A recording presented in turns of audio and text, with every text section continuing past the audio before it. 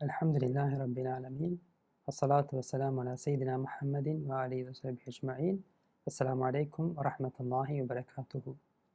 அன்புக்குரிய சகோதரர்களே சகோதரிகளே, இன்றைய அமர்வில் உள்ளம் ஆன்மா தொடர்பான சில அடிப்படைகளை விளங்கிக் கொள்ள இருக்கின்றோம் இன்ஷா அல்லாஹ். மனிதன் 3 காரணிகளை பிரதானமாக கொண்டிருக்கின்றான். அதுதான் உடல், அறிவு, ஆன்மா என்ற பிரதான பகுதிகள். உடல், அறிவு, ஆன்மா. இந்த 3 பகுதிகளும் குறைந்தளவு சம அளவாக கவனிக்கப்பட வேண்டும். ஆனால் பொதுவாக நாம் பார்க்குற நேரம் உடலை ஆக கூடுதலாக கவனிக்கிறோம், 2வதாக அறிவை கவனிக்கிறோம், 3வதாகத்தான் ஆன்மா கவனிக்கப்படுகிறது, இன்னும் பல போது கவனிக்கப்படாமலே போகின்றது. இந்த குறைந்தளவு இதில் சமநிலை பேணப்படணும் என்பதுதான் முக்கியமானது. உள்ளம் இந்த ஆன்மா புறக்கணிக்கப்படுவதால் இன்றைக்கு சமூகத்தில் பல விளைவுகளை காண்றோம். உண்மையில் சொன்னால் சமூகத்தில் இருக்கிற நியாயமான பிரச்சனைகளுக்கு இந்த மனிதனுடைய ஆன்மா பண்படுத்தப்படாமை தான் காரணமாக இருக்கிறது. அது பண்பாட்டு ரீதியான பிரச்சனையாக இருக்கலாம், சமூக ரீதியான, குடும்ப ரீதியான, அரசியல் ரீதியான ஏராளமான பிரச்சனைகள் அல்லது சீரழிவுகள், அடக்குமுறைகள், இவற்றுக்கு காரணம் மனிதனுடைய இந்த ஆன்மா புறக்கணிக்கப்பட்டு பண்படுத்தப்படாமல் விடப்பட்டு தான். இந்த இஸ்லாத்தின் பார்வையில் அல்லாஹு தாலா 3 இடங்களில் இந்த ஆன்மாவை சம்பந்தப்படுத்தி பேசுகிறான். ஒன்று ஆலமுல் அர்வாஹ் என்ற நிலை. ஆலம் என்ற ஒரு உலகம், அர்வா ஆன்மாக்கள், ஆன்மாக்களுடைய உலகம்.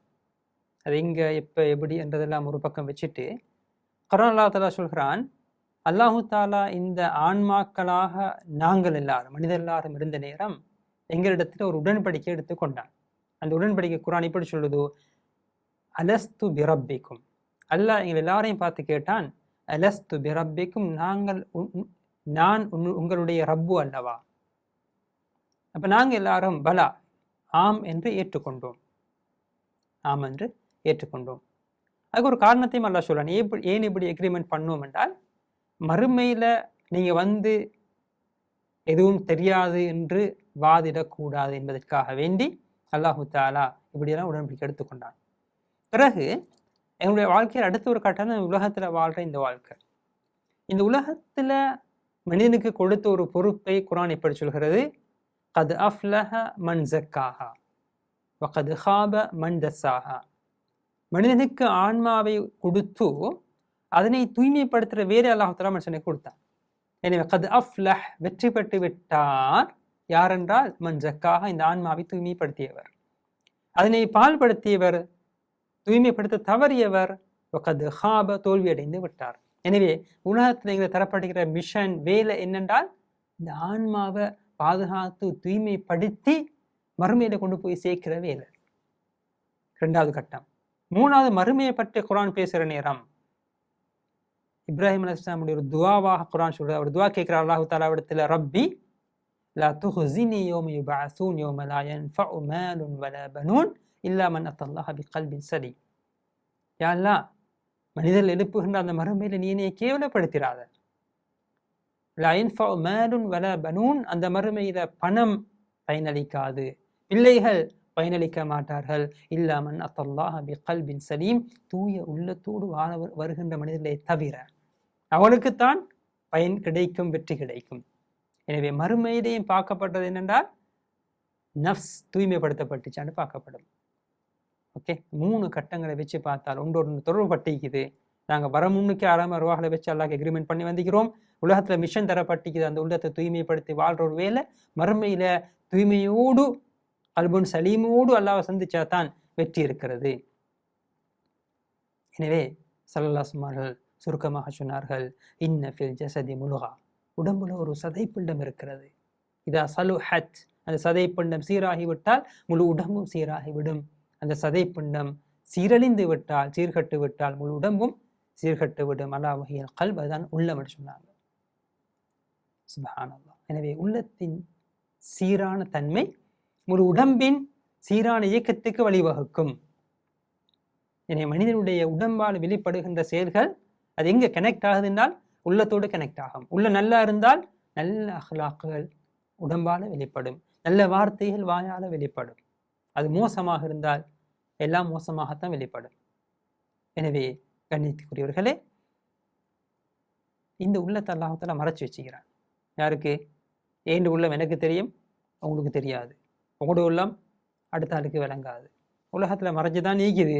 கொஞ்சம் யோசிச்சு பாருங்கோ, அது வெளியே தெரிஞ்சா என்ன நடக்கும்? பெரிய ஃபித்னா, வாழையெல்லாம் போகும். உலகத்தில் எல்லாம் மறைச்சு வச்சுக்கிறான், மறுமையில வெளிப்படுத்துவான். மறுமையில சிலரை தவிர அல்லாஹ்தாலா வெளிப்படுத்த இருக்கிறான். எனவே உள்ளம், ஏண்ட உள்ளம் எனக்கு தெரியும், இங்கு இருக்கின்ற ஒவ்வொரு உள்ளமும் அவரவருக்கு தெரியும். அல்லாஹ்வுக்கு அடுத்ததாக உள்ளத்தை அறிந்தவர்கள் நாங்கள் தான். ஒவ்வொருத்தருக்கும் என்ற உள்ளம் தெரியும் என்ற வகையில அந்த உள்ளத்தை சீர் செய்கின்ற, பண்படுத்துகின்ற வேலை அல்லாஹ் தஆலா எங்கள் ஒவ்வொருவர்கிட்டையுமிருந்து எதிர்பார்க்கின்றான். ஒவ்வொருவர்கிட்டையுமிருந்து எதிர்பார்க்கிறான். உங்களுக்கு தெரியும் ஒரு சம்பவம், ஸல்லல்லாஹு சபை நடக்குது. ஒரு மனிதர் வாரார். அவர் வாரதுக்கு முன்னால் சொன்னா ஸல்லல்லாஹு அவங்க ஒரு சொர்க்கவாசி வருவார், பார்த்துக்கோங்க. சாதாரண ஒரு மனிதர் வாரார், வந்து சபையில் அமர்றார். 2வது நாளும் அதே விஷயம் நடக்குது, அதே சஹாபி வாரார். 3வது நாளும் அதே நன்மாராய் கூறப்படுது, அதே சஹாபி வாரார். சஹாபாக்களுக்கு ஆச்சரியம். எனவே ஒரு சஹாபி அப்துல்லா பின் அம்ர் ரலியல்லாஹு அன்ஹு இவரை ஃபாலோ பண்ணி தொடர்ந்து அவர் வீட்டுக்கு போய் அவரோட உட்கார்ந்து தங்கி இருந்து அவருடைய வாழ்க்கையை அவதானிக்கிறாரு. இவருடைய ஸ்பெஷல் விஷயம் என்ன ஆகிக்குது? சொர்க்கவாசிய நன்மாராய் கூறப்படுறதுக்கு ஒன்றையுமே கண்டுகொள்ளல. கடைசியாக அவர்கிட்ட கேட்குறாரு, நான் வந்த நோக்கம், தங்கிற நோக்கம் இதுதான், உங்களை பற்றி ஸல்லல்லாஹு இப்படி சொன்னாங்க, உங்களுடைய ஸ்பெஷல் என்ன? அவர் சொல்றாரு, நீங்கள் பார்த்ததான், வேறு ஸ்பெஷலாக ஒன்றும் இல்லை. கடைசியாக சொன்னார், நான் என் உள்ளத்தை தூய்மையாக வச்சுக்கிறேன் அடுத்த மனிதர்கள் தொடர்பாக. யாரை பற்றியும் எனக்கு பொறாமை, குரோதம், வஞ்சகம் எதுவும் இல்லை. அல்லாஹ் ஒரு கொடுத்திருந்தா அதை பற்றி நான் பொறாமப்பட மாட்டேன் என்றெல்லாம் அவர் சொல்கிறார். அப்போ இந்த சஹாபியம் அப்துல்லா பின் அம்ர் ரலியல்லாஹு அன்ஹு அவர்களும் அதனை ஏற்றுக்கொண்டு வந்தார்கள். இது கஷ்டமான ஒரு வேலை, நீங்கள் அதை செய்கிறீங்கன்னு சொல்லி கொண்டு வந்தாங்க. எனவே உள்ளத்தை பாதிக்கின்ற பல்வேறு காரணிகள் இருக்குது. உள்ள நோய்களாக இருக்கலாம், உள்ளத்தின் பலவீனங்களாக இருக்கலாம், பாவங்களாக இருக்கலாம், ஷைத்தானிய சிந்தனைகளாக இருக்கலாம். இதெல்லாம் உள்ளத்தை பாதிக்கிற அம்சங்கள். ரைட். இப்போ உள்ளத்தில் நோயின்னு சொன்னால் பொறாமை உள்ளத்தில் ஒரு நோய், குரோதம், வஞ்சகம், இதெல்லாம் உள்ளத்தில் வர நோய்கள். சோம்பல், பொடுபோக்கு போன்ற பலவீனங்களுக்கு, அது பல போது பாவங்களுக்கு இட்டு செல்ற அம்சங்களாக இருக்கும். இவற்றையெல்லாம் சீர் செஞ்சு கொண்டு உள்ளத்தை சீர்திருத்துற வேலையை நாங்கள் இந்த உலகத்தில் மிக கவனமாக செய்ய வேண்டி இருக்கிறது. அதுக்கு ஒரு சிறந்த ஒரு ஊடகம்தான் முஹாசபா, சுய விசாரணை. நான் சொன்ன மாதிரி எனக்கு என்னைய தெரியும். எனவே இன்றைய பொழுது நிகழ்வுகளை எல்லாம் நான் ஒரு நைட்டில் உட்கார்ந்து அப்படியே யோசிச்சு பார்த்தா அங்கே உள்ளத்தின் நல்ல தன்மைக்கு மாற்றமான செயல்களை நான் இனம் காணணும், அது இல்லாமக்கணும். அதுதான் முஹாசபாவுடைய முக்கியமான விளைவு. உமர் ரலியல்லாஹு அடிக்கடி சொல்லுவார்கள், ஹாசிபு கப்ல அன் துஹாசபு, நீங்கள் உங்களை விசாரணை செஞ்சு கொள்ளுங்க மறுமையில விசாரிக்கப்படுறதுக்கு முன்பாக. அதே போல் இந்த உள்ளத்தில் நடக்கிற தவறுகள், பிரச்சனைகள் நாங்கள் இனம் காணணும், கண்டு அவற்றை களைகின்ற, நீக்குகின்ற தௌபா இஸ்திக்ஃபாரை நோக்கி நாங்கள் நகர வேண்டியிருக்கிறது. ஸல்லல்லாஹு அலைஹி வஸல்லம் அவர்கள் ஒரு நாளைக்கு சில அறிவிப்புகள் ஒரு சஃபையிலேயே 70க்கு மேற்பட்ட தடவைகள் இஸ்திக்ஃபார் செய்வார்கள். அஸ்தக்ஃபிருல்லாஹ் என்று சொல்லுவார்கள். பாவங்கள் மன்னிக்கப்பட்ட அந்த நபி ஸல்லல்லாஹு அலைஹி வஸல்லம். அதே போல ஸல்லல்லாஹு அலைஹி வஸல்லம் அவர்கள் அதிகமாக துஆ கேட்டிருக்கின்றார்கள் இந்த உல சீர்திருத்தத்துக்காக வேண்டி.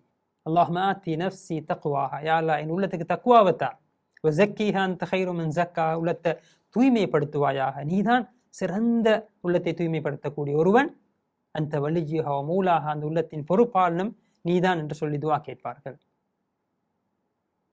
ஸல்லல்லாஹு அலைஹி வஸல்லம் அதிகமாக கேட்ட இன்னும் ஒரு துவாவாக வந்திருக்கிறது, யா முகல்லிபல் குலூப் சப்பித் கல்பி அலா தீனிக், உள்ளத்தை மாற்றக்கூடியவனே, எனது உள்ளத்தை நீ உனது மார்க்கத்தை நிலைப்படுத்தி உறுதியாக்கி வைப்பாயாக.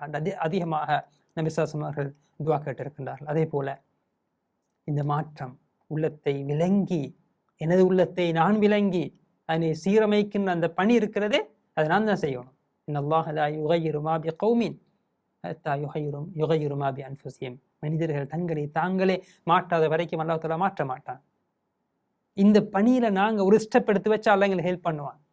எனவே முதல் ஸ்டெப், அது முதலாவது திட்டமிடல் என்னிடமிருந்து உருவாக வேண்டியிருக்கிறது. எனவே நான் தான் அதை விளங்கி மாற்றத்தை நோக்கி முன்னெடுப்புகளை செய்யணும். அதே போல இந்த உள்ளத்தை எப்போதுமே ஃப்ரெஷ்ஷாக வைத்திருக்கின்ற நன்மைக்குரிய காரியங்களை நாங்கள் வாழ்க்கையில் அதிகரித்துக் கொள்ளணும். குறிப்பாக இறை தொடர்போடு கூடிய அம்சங்கள், அது ஃபர்துகளாக, நஃபில்களாக, திக்ர் அவுராதுகளாக, குர்ஆன் திலாவத்துகளாக, இப்படியெல்லாம் நேரடியாக எங்களை அல்லாஹ்வோடு கனெக்ட் பண்ணுகின்ற, தொடர்புபடுத்துகின்ற, மறுமை வாழ்க்கையை கொண்டு போய் சேர்க்கின்ற இத்தகைய பண்புகளை அதிகரித்து கொண்டு இந்த ஆன்மாவை தூய்மைப்படுத்தி உலகத்தில் வாழக்கூடிய நேரத்தில், அதாவது உலகத்தில் வாழ்கிற நேரம், ஒரு சக மனிதனாக வாழ்கிற நேரம்தான் இந்த ஆன்மா பழிபிறழ்வுக்கான, தூய்மை இழப்பதற்கான காரணிகள் வரும்.